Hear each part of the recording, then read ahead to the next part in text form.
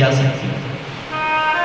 तू नहीं गई, चल कोई बात नहीं। उसने दूसरी बार जैसे अपना आह्वान करके लक्ष्मी को भेजा और लक्ष्मी से कहा एक काम कर, तू हीरे मोती जवाहरात ये सारे लेके जा, उसको प्रलोभन देना और जैसे ही उसको मौत के घाट उतार देना, मार देना। जा, रात की 2 बजे फिर लक्ष्मी आई, हीरे मोती चमक रहे, जवाहरात द्वार पे खड़ी।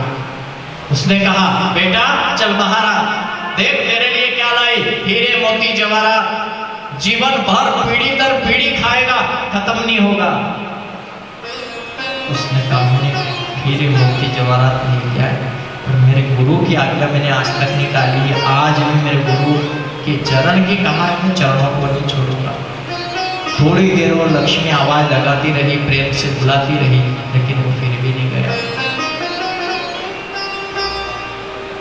संतो तीसरी बार क्या घटना घटित हुई तो कहते हैं तीसरी बार स्वयं उसने यमदूतों का आह्वान किया उस तांत्रिक ने, और यमदूत को भेजा। 2 यमदूत गए, द्वार पे खड़े हुए, पाश लेके खड़े। उसने कहा कि देख ले हमें, हम यमदूत है, सुबह का समय होने को आया है, तुझे शराब मिला हुआ है, चल तुझे लेने आ रहे। आंखों से भर भर आंसू बह रहे उसके, कांप गया वो, डर गया यमदूतों को देखकर।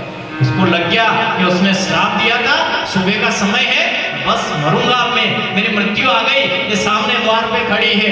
पर अब उसने कहा चल आ जल्दी, लेने आए, पास में बांध के ले जाएंगे तुझे। लेकिन यहाँ उसकी आंखों से अश्रु बहे और उसने कहा कि मृत्यु बस जा, आने वाला आ गया है मुझे लेने, तो मैं गुरु के चरणों को एक बार चरण स्पर्श करूं, इनके चरणों को ना छोड़ूं। तो उसने एक विनती करी कि भाई आप लेने तो आ गए, कोई बात नहीं यमदूतों, मुझे ले जाओ, कोई बात नहीं, पर आपको मैं गुरु ने कहा है कि चरण को मत छोड़ना, आपको ले जाना है तो मुझे ले जाओ, मैं चरण को नहीं छोड़ सकता, आप मुझे यहाँ आके ले जाओ।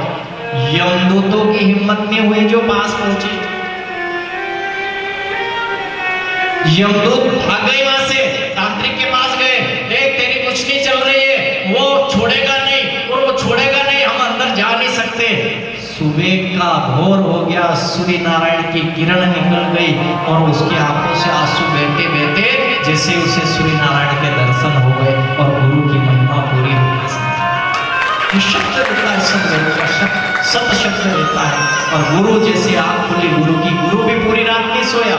वो जानता था हो सकता है मेरा चेला इनकी बातों में आ जाए, यहाँ से जाने लग जाए, तो मैं जाग रहा हूँ, इससे कह दूंगा कि नहीं छोड़ना मत। गुरु भी नहीं सोया पूरी रात और चेले के माथे हाथ रख के कह दिया बेटा देखो सुबह का सूरज निकल आया, अब तो तू कुछ खाएगा। उसकी आंखों में आंसू, चरणों गुरु के चरणों में प्रणाम किया और कहा गुरु छुड़ा के जगत का साथ, मुझे तेरा साथ बना देना।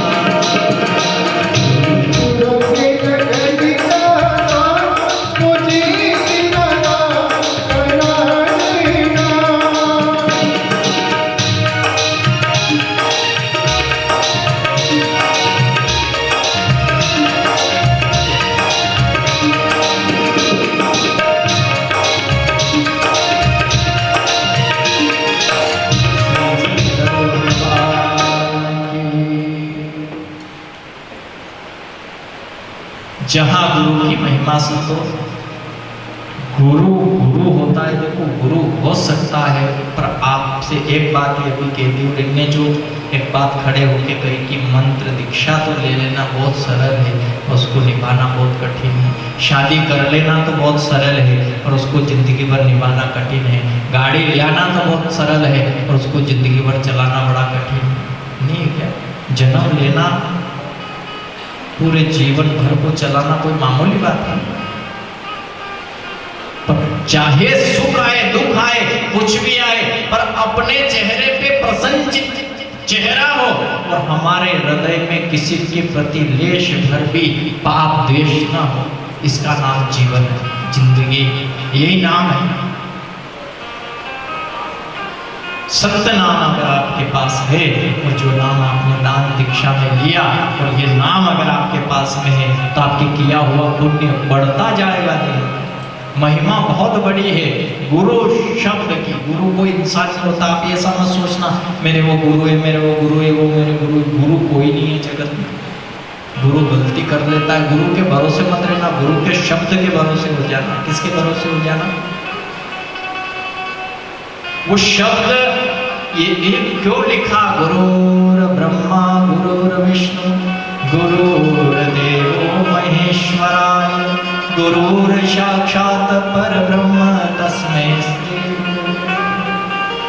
रामचरितमानस के उत्तरकांड में भी क्यों लिखा कि गुरु बिन भवानी ये तरई न कोई, ये ब्रह्मा विष्णु शंकर सब कोई।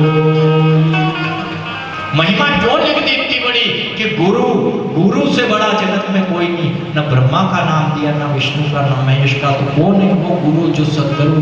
तो गुरु शब्द है। कौन है? आपने जिसको अनुकरण में लिया और उसकी महिमा आप बार बार आपके, तो आपका तो उद्धार हो जाएगा। गुरु चाहे उसके जीवन काल में जो करे सो बोलो भगत जी, जो करेगा सो भरेगा जगत में। पर आपने अगर उस नाम को लिया, आप उसका स्मरण करोगे, आप उसके रास्ते जाओगे, आप तो निश्चित मृत्यु नहीं होगी, मुक्ति ही हो जाएगी। क्या हो जाएगी? मुक्ति ही हो जाएगी जीवन में। आप उस महिमा को, उस शब्द को सुनो। जो शब्द परीक्षित ने लिया उसका स्मरण रहा, और इधर से शब्द कथा का शुरू हुआ। तो जैसे ही मंगलाचरण शुरू हुआ और आत्मा में जाने लगा, शब्द आत्मा से निकला और आत्मा में जाने लगा। आत्मा कथा सुनती है। कौन कथा सुनता है? आत्मा के लिए कथा है। प्रेत जो बना था वो 7 पिंडी के बास में आकर बैठा, उसकी आत्मा ने तो कथा सुनी। कितनी सरस कथा कही कि नहीं। कोई शरीर तो उसका जल गया था, धुंधुकारी तो मर गया था, उसकी आत्माएं तो उसके अंदर बैठी थी। 7वें पिंड में जाके, उच्छेद में जाके, जो पांडाल के अंदर नहीं आई थी, और कथा सुन के वो मुक्ति को प्राप्त हो गई।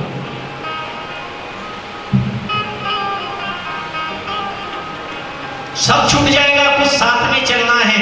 यहाँ परीक्षित जी महाराज जो कथा का प्रारंभ हुआ, तो आप ध्यान से सुनना। मंगलाचरण सृष्टि का प्रारंभ। तो सृष्टि में कुछ नहीं, उस समय योग बल से जल नारायण में नारायण, जल भी क्या है? नारायण है। और जल नारायण में नारायण, और नारायण पूरा आदुर्भाव इस संसार जगत में। तो प्रकृति ने नारायण को जगाया। अच्छा देखो, आप स्वयं खाली अपनी बात करें, अपन सोए हुए रहते हैं तो कोई कोई अपने को जगाता है, कोई आहट आती है कान में, हमारी नींद खुल जाती है। ये प्रकृति का स्वरूप। प्रकृति कौन है? माँ है। और उसके आहट ने उस विराट स्वरूप को जगाया, और जैसे ही उसकी जागृतता आई तो उसकी नाभि से कमल प्रकट हुआ। क्या प्रकट हुआ? श्रीमद् पुराण में पूरा उसका वर्णन किया है। वो अंडाकार स्वरूप, उसमें वो चैतन्यमय विराट स्वरूप, और वो देवादिदेव महादेव अतश अविनाशी कैलाशी, उसके भाव से जो अंड स्वरूप में वो पुरुष, और उस पुरुष से जो चैतन्यमय एक कमल पुष्प, उसकी नाभि से, और नाभि में ब्रह्मा का स्थान, और ब्रह्मा से सब जानते हो, ब्रह्मा से जो आगे सृष्टि के वर्णन की कथा कही, इसमें ब्रह्मा जी ने सबसे पहले प्रजाति 4 संकादिक को तैयार किया। सनक, सनंदन, सनातन, सनत कुमार।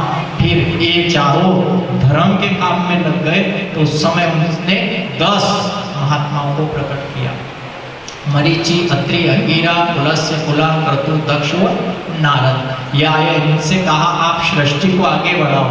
तो वो भी कहीं न कहीं जाके भगवान का, उस ब्रह्म का ध्यान करने लग गए। उनसे सृष्टि नहीं बढ़ी। अच्छा, सृष्टि में सबसे पहले प्रजाति कौन सी बनी? सबसे पहले प्रजाति कौन सी आई? प्रजाति 3 है। अच्छा, इसमें तो कहा है 2 प्रकार से। उसके एक भाग से मन्नु, एक भाग से शत्रुपात। ये पहला नारी और पुरुष का युग्म प्रकट हुआ है ना भागवत महापुराण में। पर इन दोनों को एक रूप में ब्रह्मा जी ने सबसे पहले बनाया था,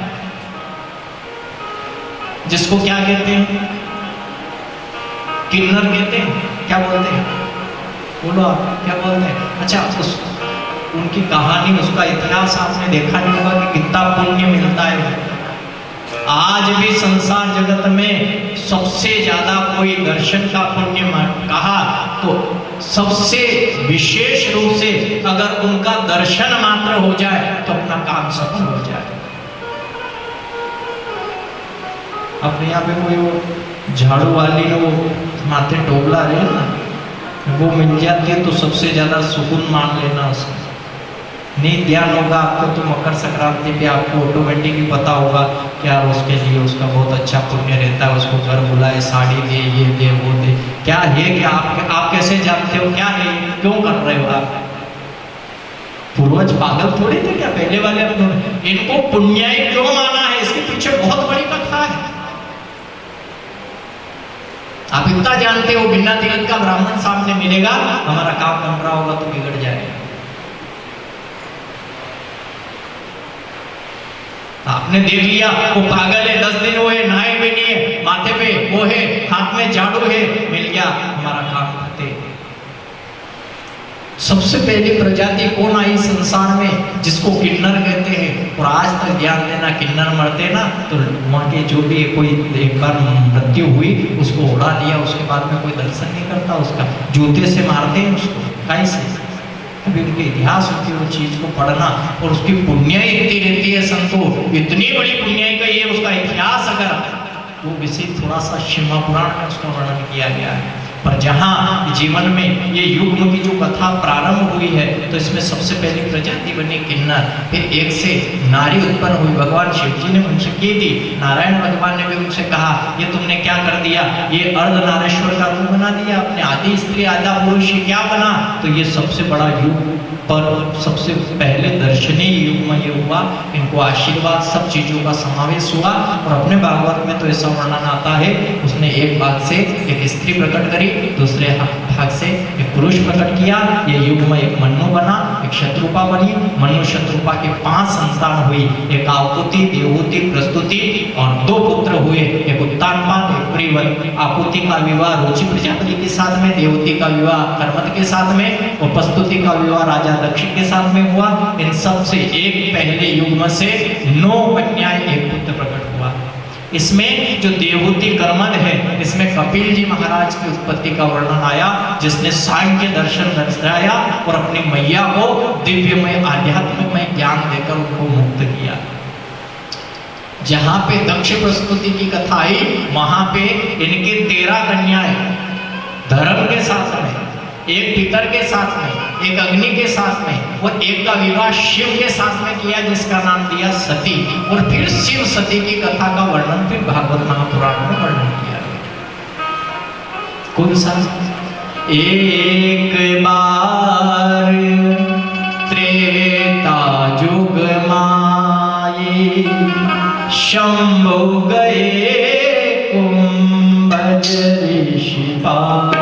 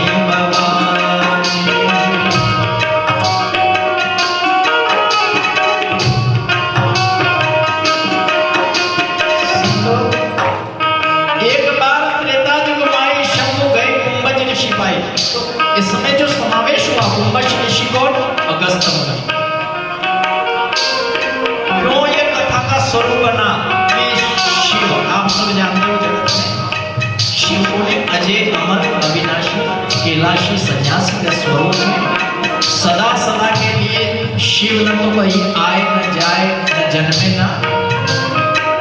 अच्छा, जिसका जन्म नहीं होता तो क्या मरेगा?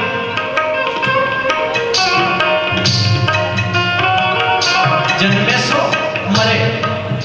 तो सती ने कहा कि आप अजय अमर अविनाशी कैलाशी हो, तो आपके पास ऐसा क्या है? तो उन्होंने कहा मेरे पास अमर कथा का अमर तत्व है, अमृत, अमर कथा का अमृत मैंने पिया है, तो क्यों ना मुझे भी मिला तो मैं भी आपकी धर्मपत्नी हूँ, मैं भी अमर हो जाऊँ। तो ये दोनों कहाँ पहुंचे? कुंभश ऋषि अगस्त मुनि के आस।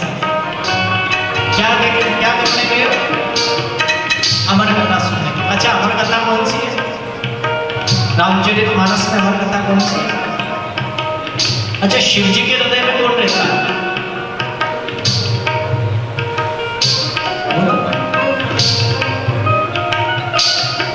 देखो, सब कथाओं में जो सार अगर दिया तो शिव किसका स्मरण करता है?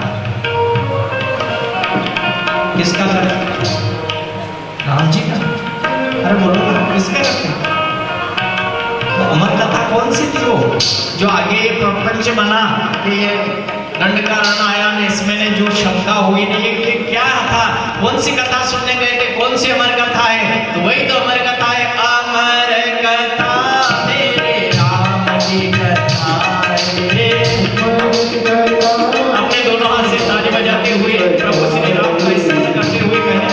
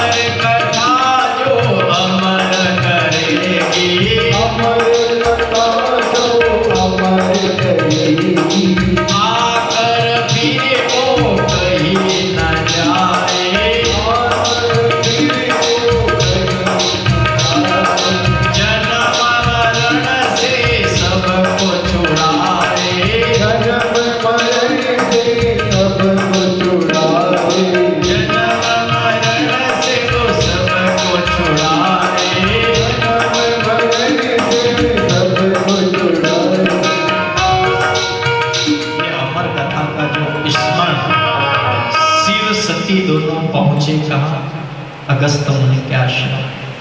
अच्छा एक बात ध्यान देना, आश्रम से कथा थी कि आश्रम में जुटते समय चले गए ने अपमान किया तो श्राप बन के कथा यहाँ से प्रारंभ हुई।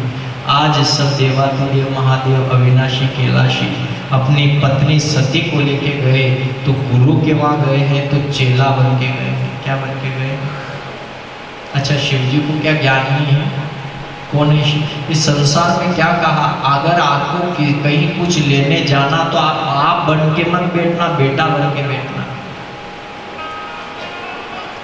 अच्छा एक बात बताए, कोई बाप की गर्दन पकड़ेगा तो उसको खेती मिलेगी कि पैर पकड़ेगा तो खेती मिलेगी? आप क्यों आ जाओ भगत जी? पिता से कह दी दे रहा नहीं दे रहे, नहीं दे रहा मार दो, मार दे भले पर नाम पे दे रहे नहीं मार। अगर पिता के पैर पकड़ लिए उसने तो पिताजी बोले खेती जिए, मैं तो आपके चरण की सेवा करूंगा। तो क्या पागल है वो पिता? किसके लिए दिन रात उसने किया? बेटे के लिए ही किया, किसके लिए किया?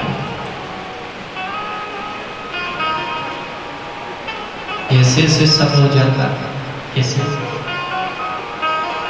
समुद्र मंथन में समस्या एक तो बड़ी हुई, वो बलि के माँ पे इंद्र यूं करके गया था जो काम बन गया था, बना के भगवान ने की थी उससे कि तू ऐसा नहीं क्यों दादा बन के जाए, मैं राजा हूँ, देवताओं का राजा इंद्र हूँ।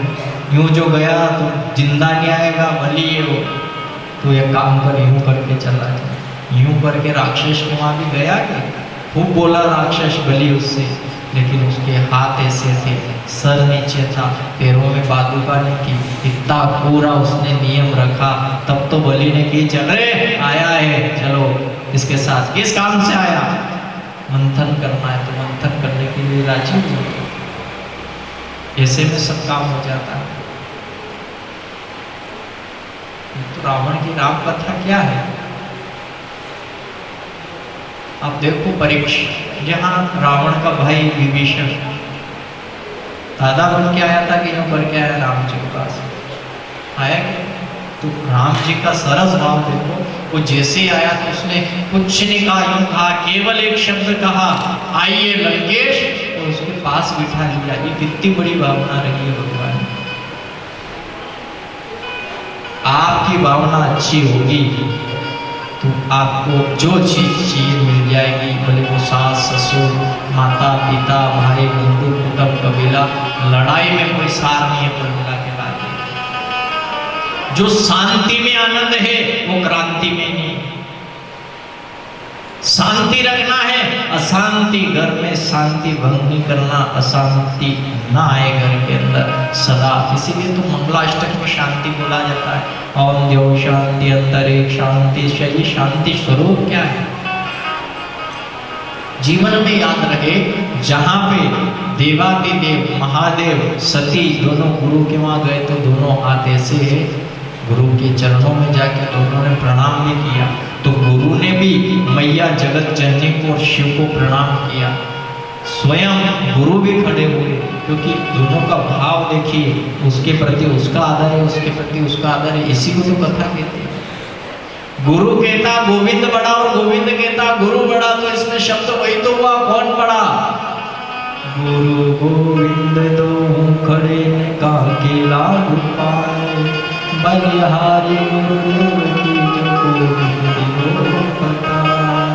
तो बड़ा कौन? ये समस्या यहाँ खड़ी हुई कि वो बड़ा है कि वहाँ जाऊँ, वो बड़ा है कि वो वहाँ जाऊँ, वो देवता अच्छा है उसके चढ़ो, नहीं ये तो बढ़िया नहीं, नरसिंह भगवान बढ़िया हमारा काम बढ़ागा, यहाँ ये भी खराब हुई तो वहाँ तो शिव जी वहाँ जाऊँ, वहाँ जल चलो, ये यहाँ आओ बोले तो बालाजी वहाँ जाओ, ये यहाँ कोई कौन से बालाजी अपने क्या बोलते हैं बालाजी को? पूरी हनुमान जी है ना, यहाँ के अपने गांव के बालाजी अच्छे नहीं, वहाँ पूरी हनुमान जी जो यहाँ का भी अच्छा नहीं, वहाँ उड़वा के बालाजी है, बानोड़ा बालाजी है, सिद्धपीठ का स्थान। और हम तो ज़्यादा कोई बालाजी वहाँ पे गए नहीं, हमको नाम भी याद नहीं बरबर, पर बहुत सारे सिद्धपीठ के स्थान के बालाजी के स्थान। तो ये आपकी भावना है कि यहाँ जाऊँ वहाँ जाऊँ वहाँ जाऊँ, और जाना कहीं भी नहीं है। आप ये मत सोचना किसी कोने में कुछ है, ये खाली एक मन का भ्रम है। क्या है? कहाँ जाओगे? अच्छा ईमानदारी से को भावगढ़ में कोई इंसान ऐसा हो रहा है, उसकी इच्छा हो रही, अरे भावगढ़ में कोई दम नहीं रहे, यहाँ नहीं रहे तो कहाँ जाएगा? मंदसौर आना भी तो मंदसौर बढ़िया है। कोई मंदसौर वाले से पूछना, फिर अब जहाँ रह जाऊँ गली वाले से पूछना क्या हाल चाल है, दादा हवा पड़िया नहीं मंदसौर ने कहीं करे, मैं मंदसौर में रहा ही नहीं तो कहाँ जाएगा? मंदसौर में नहीं जाऊंगा, मैं तो दिल्ली जाऊंगा।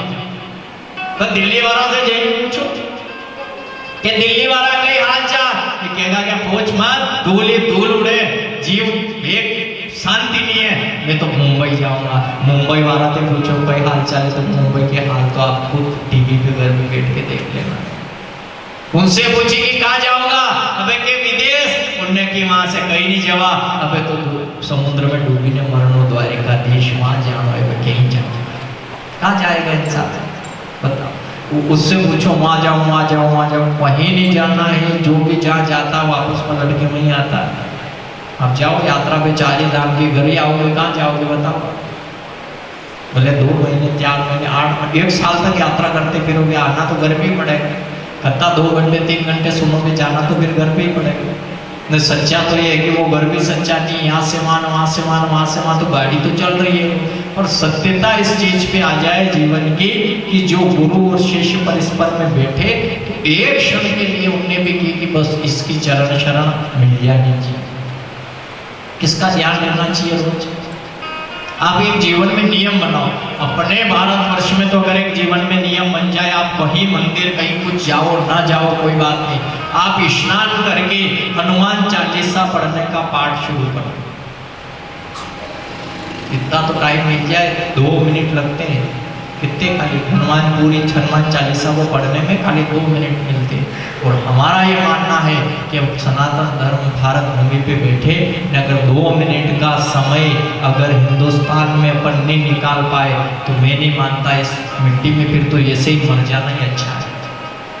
2 मिनट का अगर समय में इंसान को नहीं है इस भागा दौड़ी में, और वो कह रहा है कि मुझे तो सांस लेने की फुर्सत नहीं है, तो सत्य कह रहा हूं मैं, इस जगत में इस भारत भूमि पे वो आया है, उसने भार बनाया। किसी का धन्यवाद नहीं है, माँ ने पैदा किया उसका धन्यवाद नहीं है। 2 मिनट का टाइम नहीं है माँ के पास बैठने का, पिता के पास बैठने का। आप देखो संसार में आदमी 2000 मोबाइल नंबर उसने मोबाइल में रखे हैं, रोज फेसबुक पे इधर से इधर करता है, बात करता है, व्हाट्सएप चलाता है, कोई समय है उसके पास में दोस्तों से बात करे। 10 मिनट अगर कह दिया बूढ़े माता पिता बैठे इनसे बात कर ले, उसको समय और कभी कोई समस्या आन पड़ गई तो मेरा ये मानना है, ये पर्सनल कोई शास्त्र की बात नहीं कह रहा हूं, ये मेरा पर्सनल मानना है। आप 2000 लोगों को फोन लगाना, भाई मेरे अंदर ये समस्या पड़ गई, कितना अच्छा दोस्त है, कितने लोग आते हैं तेरे पास। पर अगर माता पिता से कह दी ना तो वही की देगा लेना ना, बाबा हमारे कहीं को नहीं, बेटा ये लीजिए मैं चाहता हूँ काम करना। वो साथी कौन है बताओ? आप सच्चा साथी बताओ आप, जिसके पास अपन 5 मिनट का समय नहीं है, जिसके लिए अपने को 2 मिनट का समय नहीं निकल रहा है, बैठ नहीं रहे, उनसे बात नहीं कर पा रहे हैं, तो फिर ये जीवन नहीं मान सकते, ये जीवन नहीं हो सकता। अपने धर्म के खातिर अपनों को 5 मिनट अगर अपने कार्य के लिए निकले